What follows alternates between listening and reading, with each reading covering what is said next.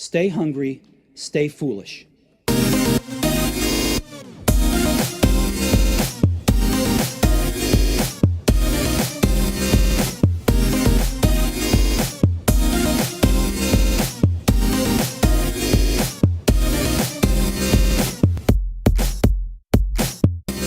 So now on the Innovation Show, Jonny Cosgrove and Dr. Abraham Campbell, co-founders of meetingroom.io, join us. Welcome to the show, guys. No problem at all. Happy to have you in here. And yeah, this will be interesting. Just for our listeners, we're doing this show in a meeting room, virtual reality meeting room. 3 of us are virtual. So thank you for accommodating that, guys. We're in a really slick room overlooking a beautiful ocean. Looks like we're in a boat. It kind of feels like we're on a boat, actually. But no, we're currently in a demo room. That's what this room is. It's a sample based on that. Yeah, so essentially we ran an experiment for 2 weeks. We had Airfiber, who was great, providing our internet for that. And we ran an experiment of sort of your top-level video conferencing, so Skype for Business, 1080p video, versus this meeting room. So the meeting room that you're experiencing right now is pretty much what they experienced. And we just wanted to see what the difference is when somebody has a video conference using Skype, or again, it was as the control group, versus having a quick meeting on our software. So it was a fascinating experiment to do. We found that people did find that it was far more immersive, and we checked all our p-values, and it's very good. It's very good. So basically, we know statistically that people found themselves more immersed in the environment. They felt way closer. Like, I feel like I'm talking to you here. So that's exactly what we were interested in. And obviously, they also found the excitement was amazing from the experience. They found it was like, okay, this is something a bit different. We have to actually show you the proper meeting at some point yourself. So just to summarize there, I suppose, just in terms of what we were going for was to test a medium. So it wasn't us we're obviously a startup, we're early stage. We're not testing like for like. We were doing a medium test of VR versus video chat. And overall, we were happy to test our assumptions in the wild. We had over 100 people come through and try it out, but we had 100 candidates go through the actual test itself. So we're very happy with what's coming out in that. And we'll have a lot more information on that over the summer in terms of those actual results. But overall, yeah, it was a lot of fun. Okay, and so tell us about what meetingroom.io is. I probably jumped the gun on that one. Too much excitement from being in the meeting room. So yeah, again, that's back to the room we're in here. So you can see what you were seeing, and of course people listening can't see. We're standing in a physical room. We're in 3 different locations, and we're standing in the same virtual space having a conversation. The way we're actually standing is the 3 of us are just standing in a circle having a chat. Around on the walls, we can actually see you've got a view looking out to the ocean. We put that in to allay people's fears their first time in VR. It's an interesting experience. So nice calming ocean. In terms of what's going on around here, we can communicate. We can get in a room together. We can have this exact kind of chat with having that immersive, close feeling that we just don't get from video. What we've got here on the walls beside us is one of our walls is a shared screen flipping between a few websites. We've got a video there on the wall where the 3 of us can hear that with full spatial sound, so we can all hear and see each other in a way that you would as if you were standing in a room together. And also what we can see here, one of our APIs that we pulled in, we're showing a bit of Twitter up on the wall there, which is just, we use this room sometimes as well for seeing how Twitter goes. So just to show these different bits and bobs that are going on and different features that are going on in the room. But in short, we get people in from different locations in the same virtual physical space. It might be worth mentioning as well, guys, the sound, because you use spatial sound. Because if I turn my head like I am now looking at the wall, Jonny, you might want to change some of those websites. Maybe clear your cookies there. I can see what you were last looking at, man. We're in your bedroom here, man. Are we in your bedroom? So, but spatial sound, if I turn my head, yeah, I actually hear the sound differently. So it's one of the advantages of this is even if you're just comparing us without a headset, because you're not got a headset right now, but you can see how somebody even coming in at a desktop, if you had 5 or 6 people, even if they were in desktops, because of the spatial sound, if anybody's tried to have a teleconference or video conferencing software, whether it be Skype, Google, Zoom, and you have 10 people in the room, it's a nightmare. It's a nightmare figuring out who's actually speaking. So even just adding that ability to position yourself in the room in a desktop VR environment even shows the premise works quite well, we feel. I think the important part there is, even as right now, we're having a conversation. Because I can even see AB's body language as he's talking. I can see even the fact that you're there physically in front of me means that I know if you turn to me there, I know that you're turning your attention to me, that kind of thing. But it's very much a case of we actually had to do, we really had to slack it out the other day. We had to use an old school audio conferencing, the old bridge system. So we get a nice refresher on this every time we find someone who we're talking to use our stuff, who's using the old stuff. And one of the real defining differences between us and, say, normal bridge conferencing tools, or even with video, is it tends to be one person talking, everyone else listening. And it's not a conversation, it's a speech. You might get feedback, but you won't get it as natural as you would here. I know myself and AB are terrible. Even in real life, we'll talk over each other. Yeah, we would exactly. It's that's what we do. But in terms of how that happens, it doesn't happen on video calls or audio calls as much because we can't, because we'll never get anything done. Now, in terms of how that actually works, it means you can have a free-flowing conversation. If you're a team in a business and you're trying to come together, bring different ideas, bring different perspectives, bring different cultures to the view, and do it without having to worry about who's missed a flight or do whatever, or if you're going to catch that 15-minute coffee with someone, I defy you to find someone who can have that 15-minute coffee if you're running for that in Dublin. It's a case of with us, so we've already been proving this ourselves. We can keep to our 15-minute coffee because we can have a coffee. If I'm in Rathgar or Rathmines and AB's out in Dalkey or out in UCD, we can have that coffee. We can do that 15 minutes and we can keep to it because we don't have to travel. We don't have to do X, Y, and Z. It's just simpler.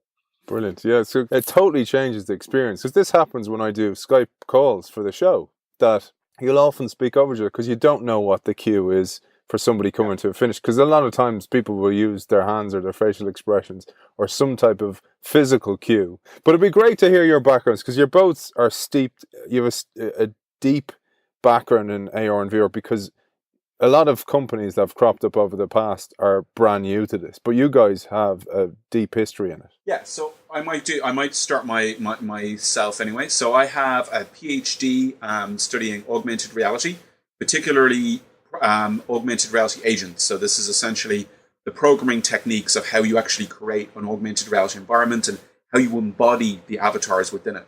So a lot of my testing to actually prove my theory, because a lot of augmented reality headsets don't really exist yet. So I did a lot of research simulating my environments in a virtual reality environment. So from there, I've been publishing. I was a postdoc in UCD for a couple of years, and now I'm actually moved on. I'm an assistant professor there in UCD, and I actually teach UCDs, and it's a brand new course in augmented reality and virtual reality for our final years. I also teach our computer graphics class, and I do guest lectures in our robotics class and our game development class in the Dublin campus. I also teach a bit on our Chinese campus as well. Or it's a joint campus we have in the BDIC project that we have out there. So I'll also talk about Tig O'Sullivan for a little bit as well. So Tig and myself used to jointly demonstrate the computer graphics class in UCD, but his main background is in virtual reality and visualization. So he did his PhD in studying how you can take just MRI scans of people and actually isolate cancers and create 3D models from those cancers, essentially figuring out where the edge of that cancer exists and actually modeling the whole object. Tig also has a background in psychology. His actual undergrad degree is in psychology as well. So we kind of balance out the team there as well, because a lot of this stuff, it isn't just the technical making the VR work right, it's also the psychological, the human-computer interaction to make sure that it all works out well. And so, Jonny, let's give you. Yeah, I wouldn't be quite as steeped as the guys directly as that, unfortunately. But in terms of my introduction to a lot of what we're working on, it's kind of funny. We come back to my first experience with this kind of world was playing EverQuest when I was isolated and playing a very, very... Yes, which is for everyone else out there who had a life at 9, an online video game. So it was online large thing. So in terms of my background, what actually matters, I was studying out in UCD for a bit. Then I would have gone out to study in the States. History and politics was my original degree, which I didn't finish out. But I would have gone on and studied marketing and behavioral economics at different points. And then I actually got my MBA just finished in 2015 from Trinity. And I've worked in a lot of different startups over the last few years, including one Whoop, which would have got about 30,000 users around Dublin event management. Pretty much learned my trade by going through the startup process from event management software to Internet of Things, hardware devices, winning a few hackathons along the way there, to the last year and a half working around blockchain, and I've ended up in VR after working concurrent to all that, I was still working in a number of nightclubs on Harcourt Street. So having an interesting thing that all led us to understanding that I've been pretty much studying people for the last number of years from a technical point of view and trying to get bums on seats. So it's come back around to myself and AB first linked up about 2 years ago around the VR stuff. I've always been very interested in the area. I used to hang out, drag my poor father down to the Atari Centre out in Tala an awful lot to get that lovely clunky view. And it was actually came about, myself and AB linked up about 2 years ago at one of the conferences, AR Innovate, where we're actually demoing with the guys that day now. It's kind of come full circle. I was interested in the area, but it was much more consumer facing and needed to kind of really get down to, we're not there yet, and understanding it. So then it was around this time last year, it was about this time last year when someone AB started meet up again, and I think it was about a month or so from now or so. AB got me down to the lab in UCD. I was on a crutch at the time. I was going mad, and I was trying to keep myself. After being sick for about 6 months, I decided I need to start looking at new things to do because obviously things weren't working for me.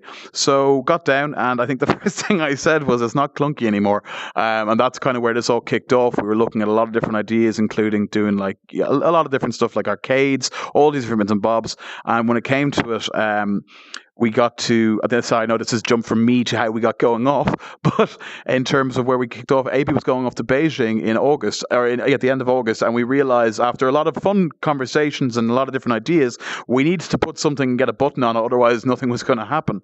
So I think AB, you got myself in Tiger Room after AB initially figuring that the two of us wanted to work on an almost identical project, said, how about we get, you can tell this part actually, I've been talking enough. The absolute perfect fit. So I've been involved in startups before. I was actually involved in Ireland's first ever augmented reality startup, which was free gaming out of the NDRC. And we had all the technology to do Pokemon Go. And this was back in 2009. Now, unfortunately, that project was based off the N95, the Nokia phone. And unfortunately, we were we were way too ahead of our time. And we found ourselves in a position that was very difficult to find anybody who was interested in licensing the product. And we really hadn't thought about who the end user was. We didn't just go, oh my God, Pokemon, this is going to be brilliant for Pokemon. So from that experience, I learned a lot about startups and trying to figure out where things can go. I did another startup where we tried to commercialize some of the software out of UCD from Clarity, which was the 6th mesh networking software, mesh sensor network software. And again, I found essentially I didn't have the right team. What I didn't have there was a sales guy, somebody who could go out, find the customers, and also had enough of an understanding of the technology that they could actually go out and be that sales guy, that actually have those two hats on. And then I also found that Tig and myself were working on that project jointly. So I was like, Grant, Tig was a brilliant developer, so it was great to have him. So when I saw Jonny, I was like, Grant, I've now got this team. These are exactly the guys that are going to be perfect for this. And I was really happy it worked quite well. And within it was about a month and a half that we had the first prototype that I was talking to you guys from Beijing, like we're talking now. Yeah, it was that. It was kind of funny even from our learning point along that. I mean, like we jumped in, and in the same way AB was looking for the right team, it was kind of funny because I've worked with some fantastic people the last few years. I'm lucky and mean to myself enough that I put myself through about 16 startups through the course of just before and just after my MBA. And I think more so the guys would agree in there. I was distracting myself from probably studies at points, but better with that kind of thing in terms of learning points. But in terms of when I think myself and Tig first got in a room together physically, and then we actually met on my birthday in September, and that was our first meeting where we said, okay, right, what do we do? Pick some sort of name to run under ourselves just to keep us kind of focused, if anything. And what was simple, what are we doing? We're working in a very bleeding edge field at the time anyway. And in terms of people going, what are you doing? Meeting room. It's meeting room software. It couldn't be simpler. So just in terms of that, that's where that all came together. And we worked for 4 months then remotely. We actually had our first month without the program. We actually drove ourselves mad using everything because obviously being in Beijing, we were dealing with a few different internet issues just to make sure we had consistent calls. We were using everything from WeChat, and these were not on WeChat, but Skype, everything. We tried everything from the paid versions, and we figured out along the way that one, this isn't going to be great for VR. We were actually using it from desktop quite a bit, and was like, oh, I know for me, I hadn't experienced that kind of call quality, having done too many hours in online calls, and realized, hang on, and this is where AB was going, of course. What I was explaining to Jonny was when you have a proper business-to-business line, you can use a cloud server, you can make a dedicated line, and also, if you're writing the software, you can choose what level you record at. So you're used to Audacity here, We're recording, in fact, if I just lift this up, I'm recording at 44 hertz, which is pretty much exactly what Meeting Room records at. A lot of things like Skype record at less than that because bandwidth. And the beautiful thing about our software, because we're not wasting bandwidth on video, we're only taking a tenth of the bandwidth that, let's say, a 1080p Skype call would take. And because of that, we can make sure all that bandwidth goes for the audio, because just to record my hand going from here to here is nothing. It's only a couple of little positions we send out. Audio is way bigger than that, and obviously video is ginormous on the pipe going through. That's really interesting, because I do a lot of the interviews on Skype, and it throws them down as an MOV file, and then the file is massive, and then I have to transport or export that file into an MP3 or WAV file. Jesus, why does it do that? Yeah, it's probably a set. It's probably me being terrible at what I do and exporting it wrong. Must be a set. That's as much as I have a passion and a hatred of Macs that we won't go into now, but it literally involves a trip to Africa, a lot of AK-47s, and I really hate Mac. But he's not joking, by the way. That's from when A lot AB of used to people go do. down. AB used to go down to with Kamara down. You can tell a bit more. Yeah, I about was you. with Kamara going. I did 2 tours with them, one around Ethiopia, another trip to Kenya as well, and then back to Ethiopia again. But the thing is that there has to be a setting on Mac that doesn't make you do that. There probably is. Bad design. Anyway, let's stop raining on Mac. I can add that to my why I hate Mac list. I actually have this list. It's got over 30 points on it. I have to tell you this, though. That tonight. You said a really interesting thing earlier about the sound, AB, and it was about, take the spatial awareness. And I'm reading this fantastic book, and we have the author Joel Beckerman on the show in a few weeks. And cool. It's called Sonic Boom, right? And it's about the importance of sound.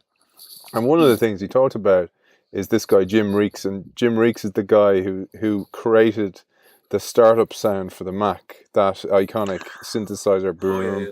And before that, Johnny, you won't remember this because you're younger, but in the original Macs, and I was telling you, I went to the same school as you did.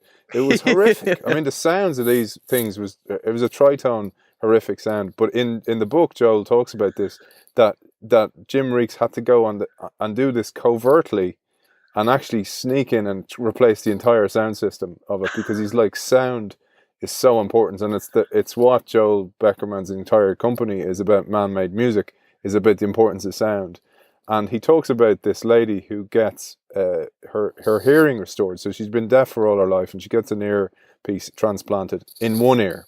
So then all of a sudden she hears lots of new sounds. But what's interesting, and I just read this morning, was when she got the second put in, she could tell spatial awareness. Before that, she had no idea how close somebody was calling, if her child was calling her, because if she's saying mommy in a good way, a bad way, an indifferent way. But now, because she had stereo sound, for the first time in her life, she could tell the difference, and she could tell how close somebody was coming to her. And it was funny because it really coincided with what you said, AB, that without spatial sound, without it, we don't know what we're missing.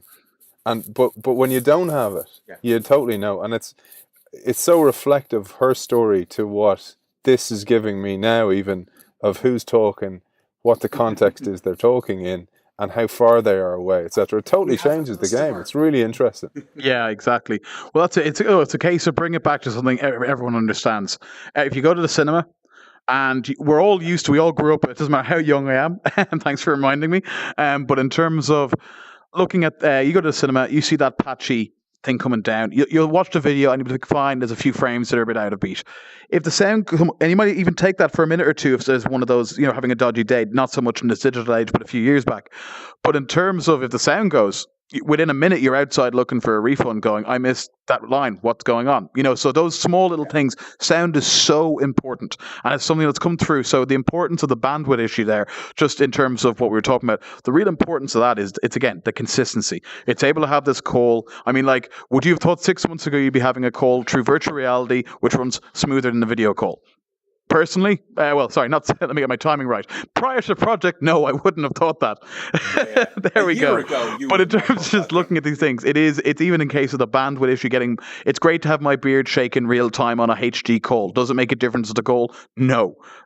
it does, aside from, in terms of the bandwidth, yes, it does matter, because you need a good connection at the work. For the chat we're here from right now, you can see, okay, it's a somewhat virtualized beard, but you can see it there, and it's the same thing.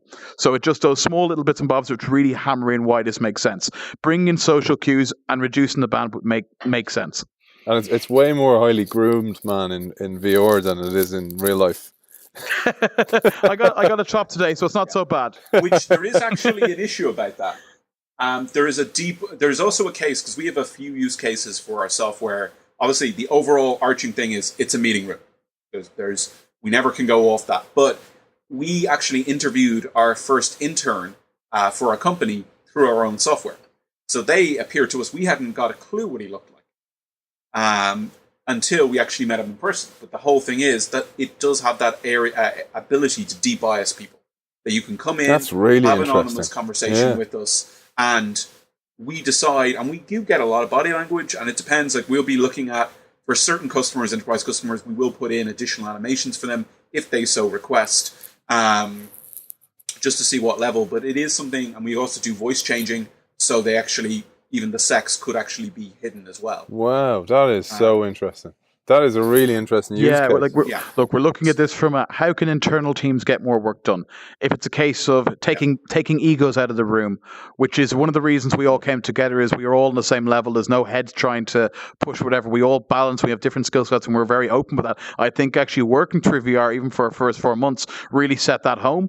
It was a case of going, right, we're meeting 30 minutes a day. That might be split into 15 minutes in the morning, 15 minutes in the evening for a sync call, that kind of thing. And we got more work done in those 6 months because we were able to just get to work. So we got that. We already know each other. But where that becomes important for a company is, you're a large-scale firm, you're trying to go out and hire, and you want the right skills, whether it's hiring in or hiring internal. And it's a case of going, right, even getting the right team together.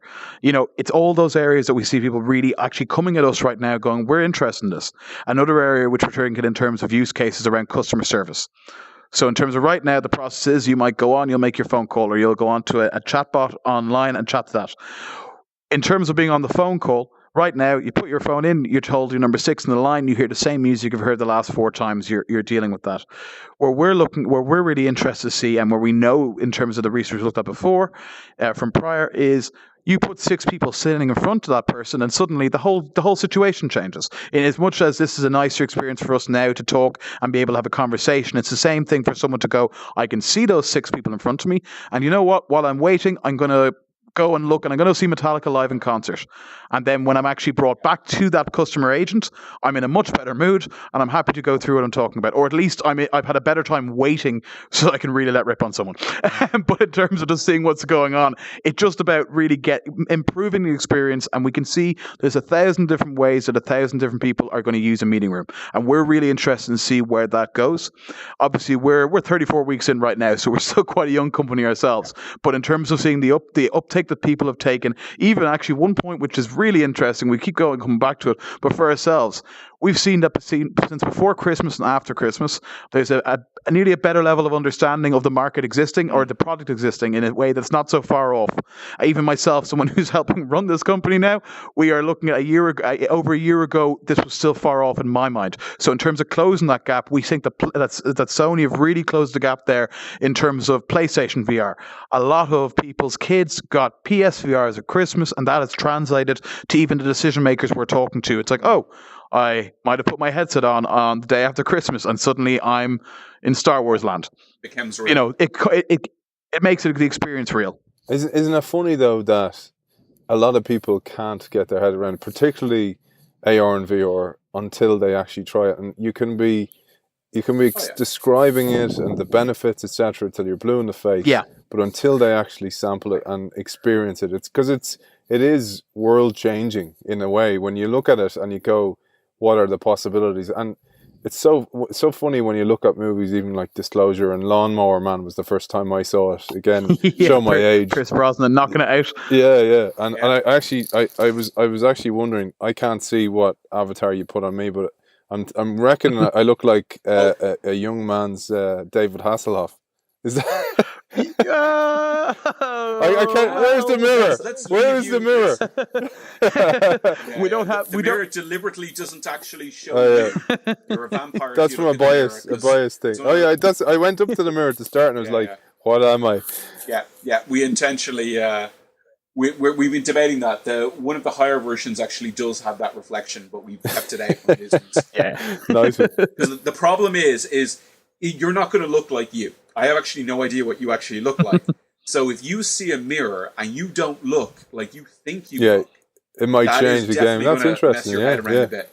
So it's more that we would have simply like a computer game, just a couple of choices. We will allow people to be fat because Facebook don't allow people. Yeah, we're not happy. We're is heavy terrible. set guys, and we can't be large in that. We're heavy set Sorry. guys. That really annoyed us. Our first experience of Facebook Spaces, we were not allowed. We had to be skinny, and that was the Really? only option. Wow. Yep. Yeah, which is just like anybody with a background in embodiment will instantly just look at you, and VR embodiment and avatars will go, you are not allowing them to choose. They have to Wow. be thin. Do you not realize the message that Terrible. sends? It's like magazines. You know the way like the model. Well, the just whole- just to yeah. be clear, I don't think they're going for that. It just we're annoyed. We're big boys, and we want to be there. And when we're virtual yeah, and big too. But I don't know. I think it's more a design mistake. It's the thing is that a lot of people are making these environments that perhaps don't have the background necessarily in VR and be aware of these sort of issues when they're creating Yeah, these but environments. it's really interesting what you say, AB, because even when, you know, for example, from a sales perspective, right? So you're trying to sell even software and you go to a client and you do a mock-up. It's interesting what you say about the avatar and it not looking like me, because if you do that, straight away the client or prospective client will actually start going, oh, that's not our logo, and they'll start focusing on the wrong thing. And rather than you coming with a sketch or like a stick man or like a sketch, an outline sketch of something, and you focus on the concept of what it is. And this reminds me of what you've done here, because again, your biases are removed, and what you did with the interview is really, really interesting because it removes that total bias and it makes you focus on what is actually important. And that's it, even in terms of, so that's on the internal focus that we've already gotten benefit from. And actually, the first time we met Don was when he arrived up in Dublin to meet for the first time.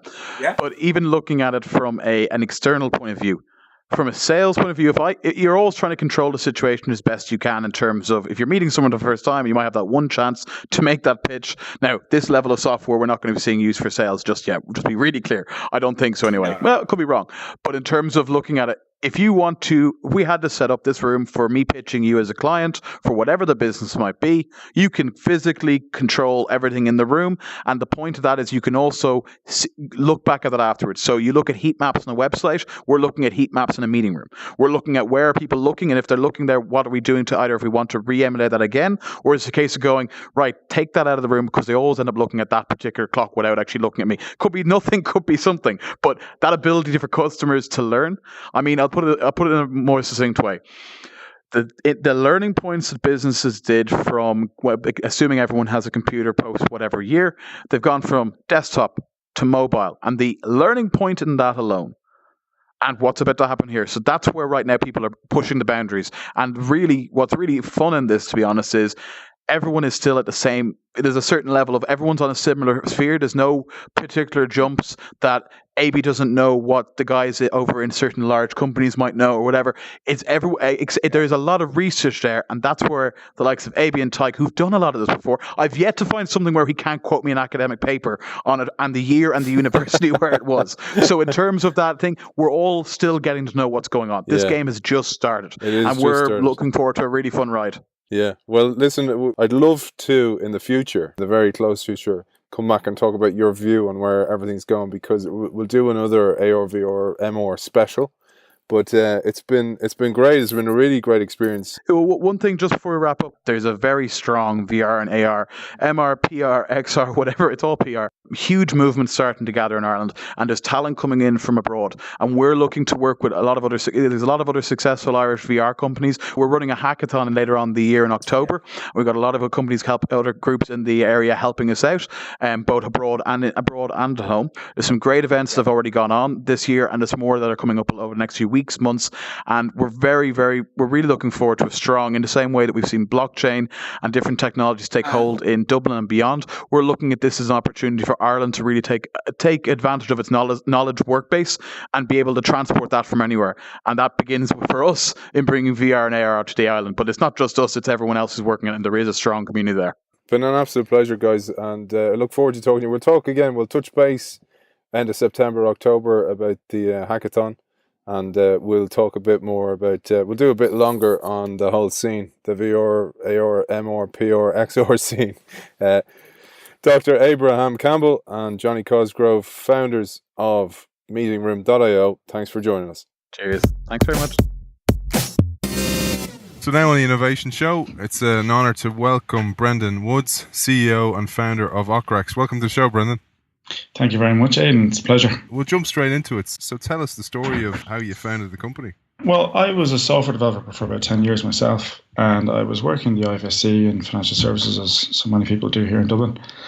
And in doing so, worked with lots of accountants, and it was pretty much just over a chit-chat, kind of making coffee at a tea break one morning, that I was chatting to a colleague who I didn't know particularly well, but we were just making small talk, and I asked him how he ended up working here, and he said he was an accountant and he used to work for an accountancy practice, and it was a bit boring, and he wanted to move to Dublin and all the rest.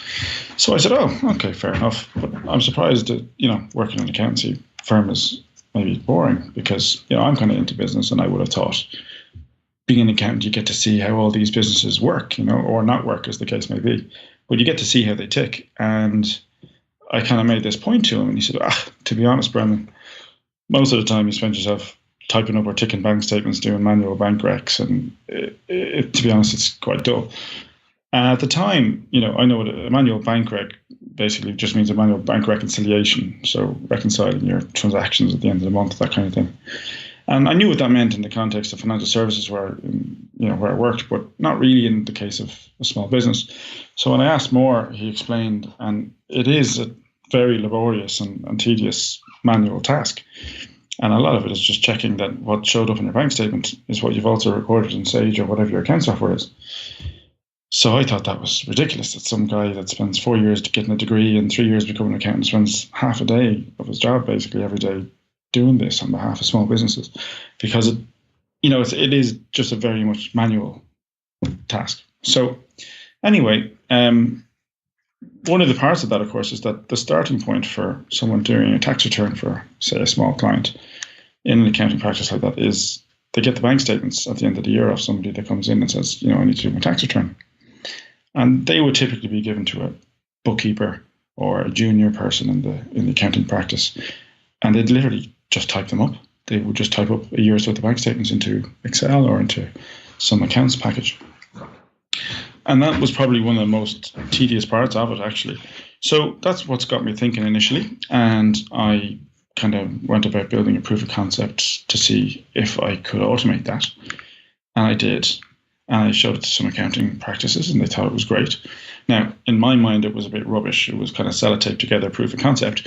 But it demonstrated what it would do, and they loved that idea. Your background as a software developer and being an entrepreneur in your blood, you spotted a gap, you spotted the opportunity or the pain point, and you went about, and how long did it take you to build the proof of concept?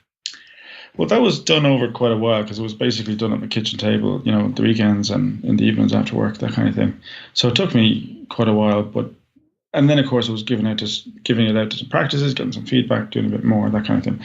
But it was probably not until late 2010, early 2011 when I started getting there with it, and ultimately it was September 2011 when I quit my job and decided to take the plunge and make a proper version of it. Yeah, so you went for you jumped off the cliff and I did, went for yeah. helpful ladder. So what? In the middle of a recession. Yeah, so I read about that, and I just thought how brave that was, because obviously most people kind of run for cover, and you went straight into the storm and just took it on. Yeah, well, it wasn't, I don't know if it was that brave as such, but at the time, I guess, I saw myself, I was 10 years into my career. And while I had a very good job and I managed a team of developers, and I had a kind of a middle management job, let's say, it was very secure and, all things considered at the time, probably had more security than most and a reasonably good pay. So it wasn't I wasn't in a bad position that I was forced into trying something else, but more the opposite, except that as with the entrepreneurial spirit in me, maybe I just found that kind of job in a company of 1,000 people a little bit kind of same every day. So ultimately I decided I didn't want to be doing that in another 10 years time. Yeah. And said, I'd take the leap. So that's one of the things I find talking to so many people on the show. It's just, you're just wired differently. Like, you don't like that same repetitive task where you start knowing the seasons, or you start knowing what week it is by the task you're on, or what level, how deep you are into a project. And so many people just can't do that. And what I love about what you've done is you've actually gone and solved that problem for people. Something that you didn't like yourself in your own career, even though it was a totally different industry. You went and solved that task for people with the software. Exactly. No, I think I was just a bit wired that way, as you say. I mean, even in the job I was in, I was constantly, getting frustrated with sort of, let's call them corporate silos, just things the way things were done, and with no good reason explaining why they were done that way. And they seemed ridiculous to me, but it's hard to move, a company of that size, or to change things quickly. But I suppose taking one problem that was identified to me, and I suppose only focusing on that, I was able to obviously get something more productive done. Yeah, so you took the plunge in the recession, you built a product, but what I love, and I'd love you to tell the audience about, is how you went about your sales process thereafter, because obviously you pounded the pavements, but you also went through something that's kind of a dying product at the moment, which is the gold or the yellow pages. Yeah. We have a few funny stories from the early days, to be honest. So essentially, from sort of September 11 to midsummer 2012, I had left the job and I was working full time to build, let's say, a proper commercial or scalable version of this software proof of concept that I'd already built. So it was around June 2012 when we started selling it, the proper version. And around that time, we hired our first salesperson, who I'd known already. And he was a young guy, and he had been living in Dublin for a year, and he'd moved back to the UK. And I thought, this is perfect, because this guy's a little bit of a sales experience, young, hungry, ambitious guy. And also the UK market is going to be much bigger to us in time than Ireland would be. But we started out, and I told him to go and get, rent a room somewhere, some sort of office place, just find a room locally that he could work from. So he did. And then in terms of what was he to do? Well, I said, you have to call accounting firms and try and get them to give you a few minutes for you to show them a demonstration of what our software does. And he said, okay, so who do I call? And I said, well, accounting firms. And he said, well, do you have a list? And I said, no, but I'm sure they're listed in the yellow pages. And he said, oh, okay. So we got the yellow pages, and that's where we started. But of course, very quickly we realized there was other website directories and so on that you could look up to where accountants were listed and things like that. But essentially it was kind of old school selling. We just rang them and tried to introduce what we were doing. And if we didn't get through past the receptionist or to any partner or that, we just rang the next one. Yeah. And we just kept going, and that's what we did. One of the funnier things was Tom, the guy in question who I'm talking about, he was a young guy, and it was about nearly into maybe Wednesday or Thursday of his second week, and he kind of rang me tentatively saying, Bren, just a quick one. I was just wondering, would you mind if I went and bought a desk? Brilliant. Little did I know when he rented an office, it was unfurnished, and the guy's been sitting on the floor cross-legged for the last 10 days.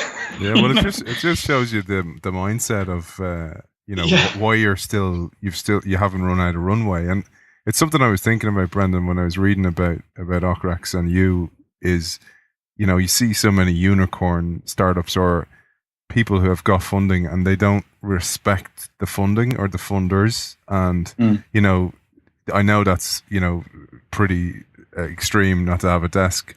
But there's this whole idea of the age of the cockroach rather than the unicorn, and that's what a lot of funders are looking for. That mindset where, you won't waste their funds on unnecessary things. And even you take that example, and you take somebody like Jeff Bezos, and the desks, the famous Amazon desk that they built out of doors on the back of a few pieces of timber. Like, that's how those guys started, and that mindset can't do you any wrong.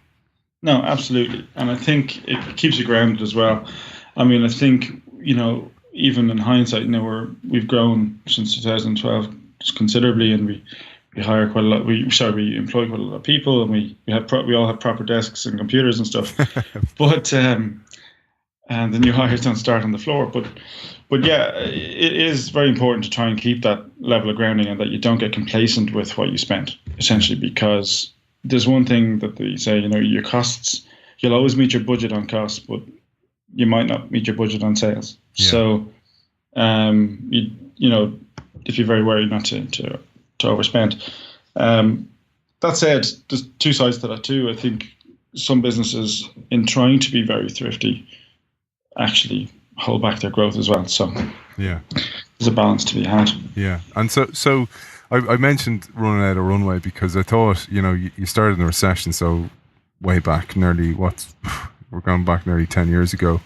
And if you look at the time that you've bought yourself effectively through the sales, through that mindset, through sifting through yellow pages and golden pages, that you're entering into the API economy. And we talk about the age of automation as well. And you were perfectly placed now to take this to a whole new level, because when things, I thought about this, the disruption of AI, so artificial intelligence doing rote tasks like AutocRec does, like OCREX products do, and how when everything goes to an API economy, your product going to be in perfect positioning for, mass adoption, because it's going to disrupt jobs. There's no doubt about that, but it will mean somebody who studies for 4 years, like you mentioned, is actually doing the right thing in their job and probably enjoying their job a hell of a lot more. Yeah, exactly. There's the kind of things that we automate are the kind of things that had to be done, as part of the job. So it wasn't the bits you wanted to do. It's not the bits you're trained, specifically with all that expertise in to do, but it still has to get done. So if there was a fair bit of manual data entry, it still had to be done. So like our solutions now, automate data entry essentially for accountants and bookkeepers and for business owners. So essentially, inputting information into your account software, we automate. That's what we do. The problem essentially that we're trying to address being that, accounting software, and because of the cloud and the API economy and so on, the product, a lot of solutions have become very economical. If you compare the sort of functionality you get now in accounting software to what you did 15 years ago and what you paid for it relative to, let's say, an average salary or something, it's a fraction now. People can get really advanced software for 30 or 40 euros a month. But the funny thing is that the data entry of getting the information into the account software can now cost 10 times that. You can spend 300 euros paying somebody to enter all the invoices and receipts and so on into their account software, even though the software itself now only costs about 30 euros. Yeah, and it's funny because that's a lot of the jobs that, a lot of people, private people will pay an accountancy firm to actually go and do this for them. But a lot of the times they're using the likes of your product anyway, but it's making it easier for them to get it in there, and then their profit margin's higher. But like these products, like your product, is available more and more. But I just think the timing of this is quite, of its time. And the other thing is that, one of the things I've read about you, and I'd love you to share, is how interchangeable it is. So it works with a lot of existing solutions as well, and that's fueled your growth. Absolutely, it has. Yeah, I mean, it would probably be one of the main drivers of our growth, because we don't build accounting software. We just help you get the information into your accounting software. So obviously, for us, it's very key to ensure that we have a really tight, seamless integration with whatever software you're using. Now, there is a lot of people using it in isolation and you know, would be happy to have us automate the capture of the information and then export it to Excel, for example. And from there, they might import it into their account software. But for most of the popular ones like Xero and QuickBooks and Sage, we actually have direct seamless integration. So from our software, it just sends the information straight through. So that basically means someone can come out of a shop or a coffee shop, they have the receipt, they take a picture on the mobile app, and by the time they get back to their office, it's already in their account software. Nice. Finished, done, categorized. And that goes with invoice and receipts as well. So it just means, and even their suppliers, you know, they can just email it into the system and they don't even have to see it. And before they know it, it's already accounted for in their account system. So it's that sort of taking away the drudge work. I mean, if you're, you know, let's say a plumber, right? You go out to work all day, you're wreck tired when you come home at night. But the last thing that those people want to do is once a week or once a month have to be up till all hours at night typing up their expenses and their stuff into their accounting software, something that isn't their trade. You know, they might know better than anyone how to install water pumps and all sorts of things. But accounting is not really their thing, and they have to choose between 200 expense categories as to what that invoice, you know, should be categorized as. It's not that easy, which is why they often, outsource this work to the accounting firm.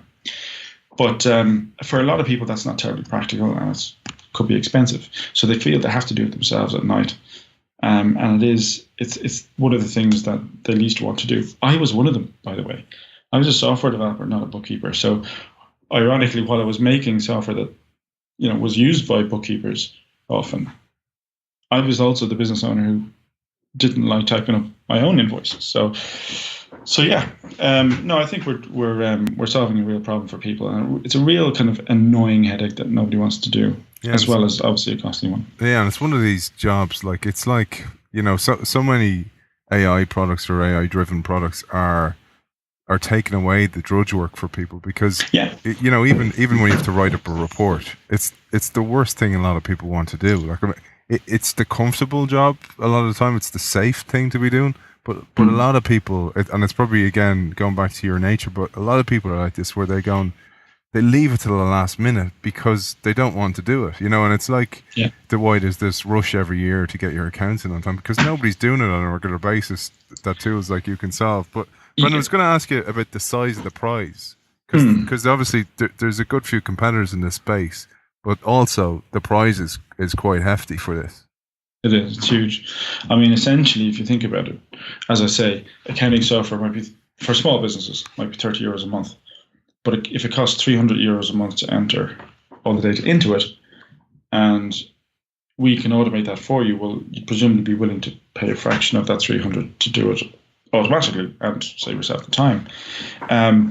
So essentially, it's a much bigger market now, possibly, than the accounting software market itself, because it does affect every business. Every business buys materials, buys products, etc., which they have to pay for, and they have to get invoices for, and they have to enter those invoices into their account software.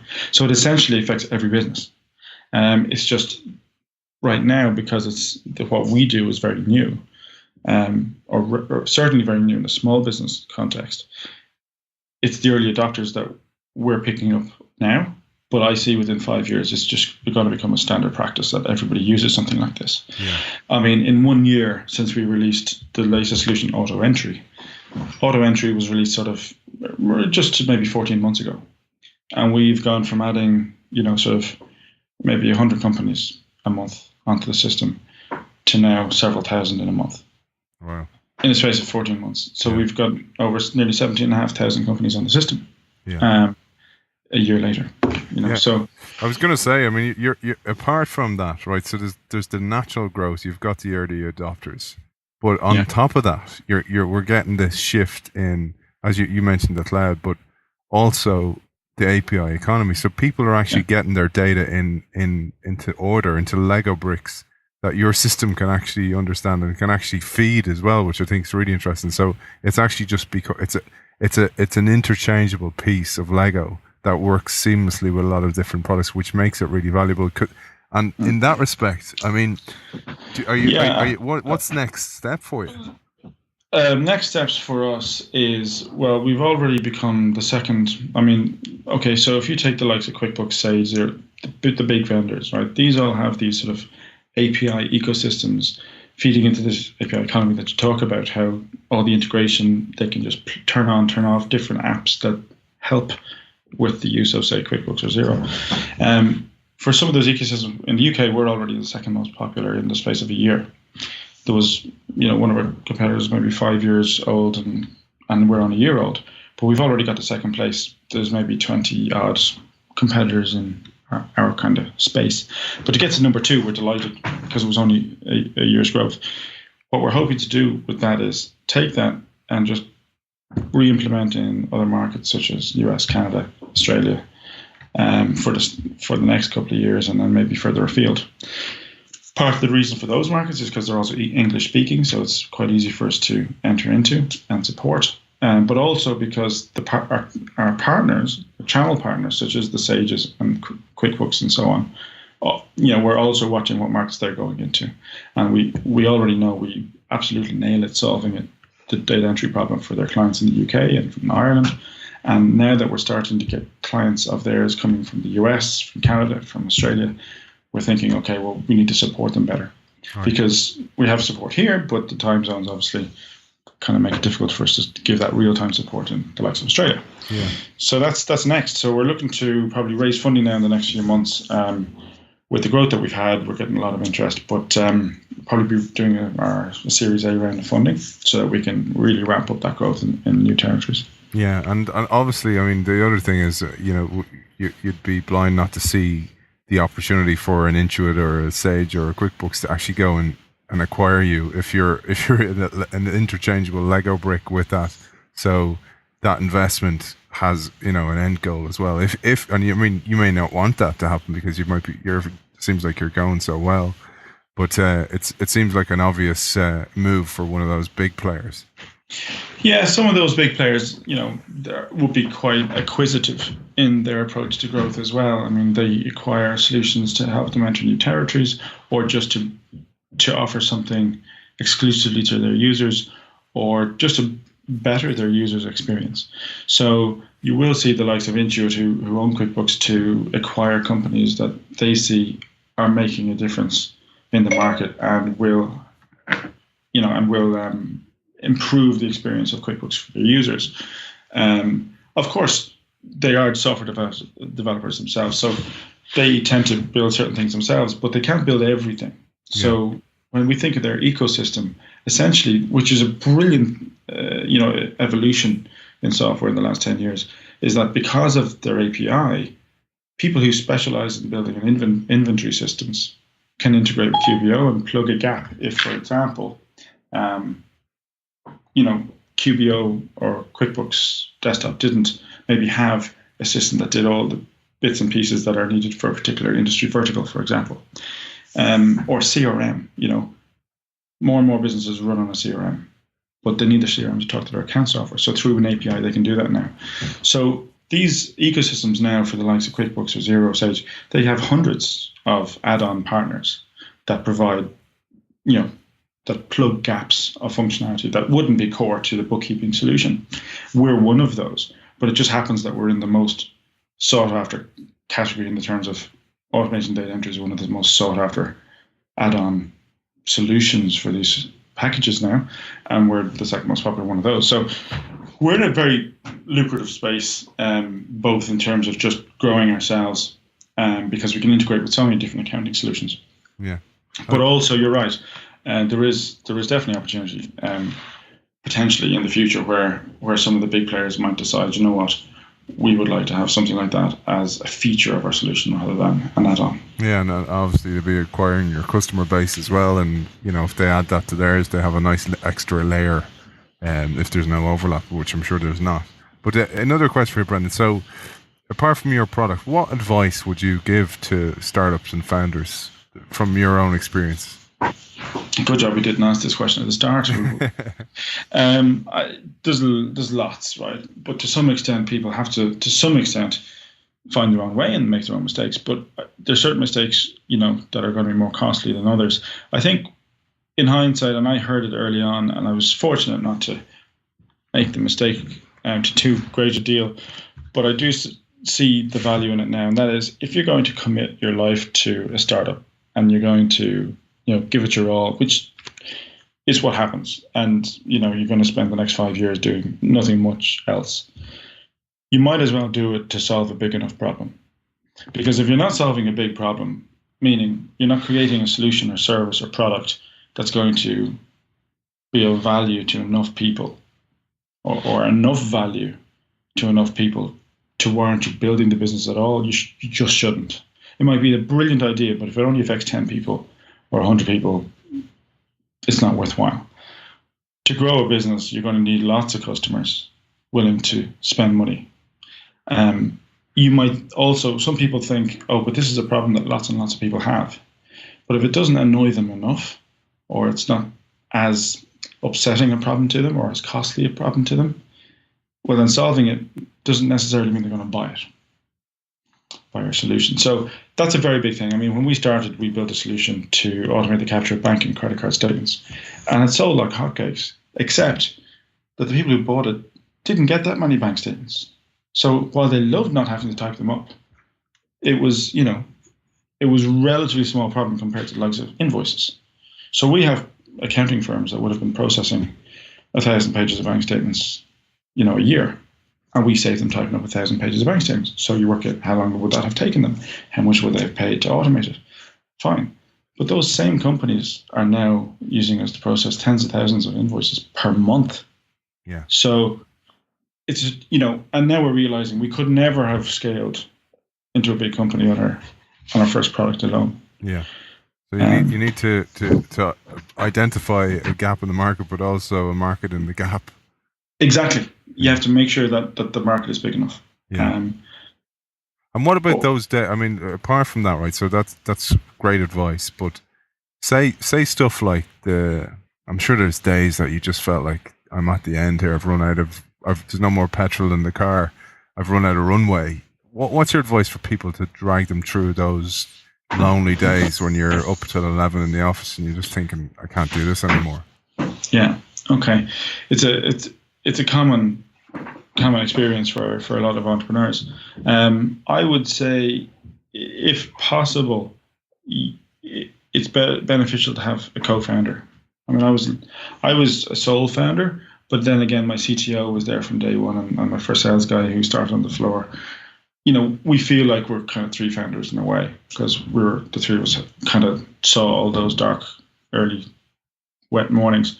But when the phone never rang, and you're ringing people and they're just hanging up on you. But if you had a co-founder, it helps because you're not on your own. The second thing I would say is, don't try and, ideally, if you can, avoid working from like your bedroom, because the four walls will get very close together.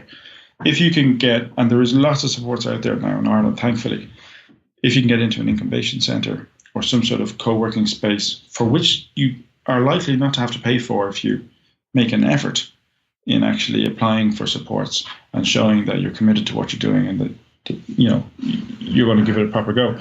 And that way you can actually work in an environment where there's lots of other entrepreneurs. And sometimes they'll be having bad days too, but sometimes they'll have good days. And when you're having a bad day, you can bounce off others and they'll be quick to raise your spirits. Brilliant. Okay, man. Well, listen, from the respect of people want to get in touch, I'm sure people want to get in touch. They've heard you about expanding to Canada, America, etc., and you may be looking to scale up your staffing, but also some people may be interested in getting in touch about funding. So where can they contact you, Brendan? They can find me on Twitter, yeah. So I'd be Bren_OCREX. Bren_OCREX. Okay, man. Well, listen, it's been a pleasure talking to you, Brendan Woods, CEO and founder of OCREX. Thanks for joining us. Absolutely. Thank you, Aidan.